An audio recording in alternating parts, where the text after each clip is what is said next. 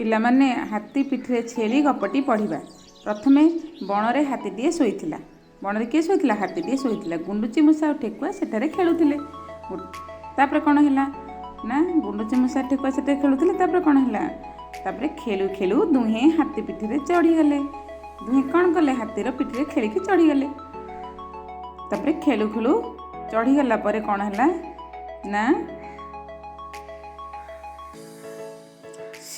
ଏତିକି ବେଳେ ସେଠାକୁ ଆସି ଗୋଟେ ଛେଳି ପହଞ୍ଚିଗଲା ବା ଛେଳି ଆସିଗଲା।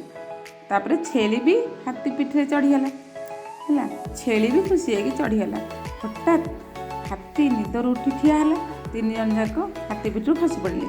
ଗୁଣ୍ଡୁଚି ମୂଷା ଠେକୁଆ ଦୌଡ଼ି ପଳାଇଲେ। ଛେଳିଟି ସେଠାରେ ଠିଆ ହୋଇ ରହିଗଲା। ଛେଳିଟି କ'ଣ ହେଲା? ଠିଆ ହୋଇ ସେମିତି ରହିଗଲା। ହାତୀ ଛେଳିକୁ ନିଜ ପିଠିରେ ବସାଇ ବୁଲାଇଲା ହେଲା। ପୁରା ଗପଟି ଶୁଣ, ବର୍ତ୍ତମାନ ମୁଁ କହୁଛି। ବଣରେ ହାତୀଟିଏ ଶୋଇଥିଲା। ଗୁଣ୍ଡୁଚି ମୂଷା ଆଉ ଠେକୁଆ ସେଠାରେ ଖେଳୁଥିଲେ। ଖେଳୁ ଖେଳୁ ଦୁହେଁ ପିଠିରେ ଚଢ଼ିଗଲେ। ଏତିକିବେଳେ ସେଠାକୁ ଛେଳିଟିଏ ଆସିଲା। ଛେଳି ବି ହାତୀ ପିଠିରେ ଚଢ଼ିଲା। ହଠାତ୍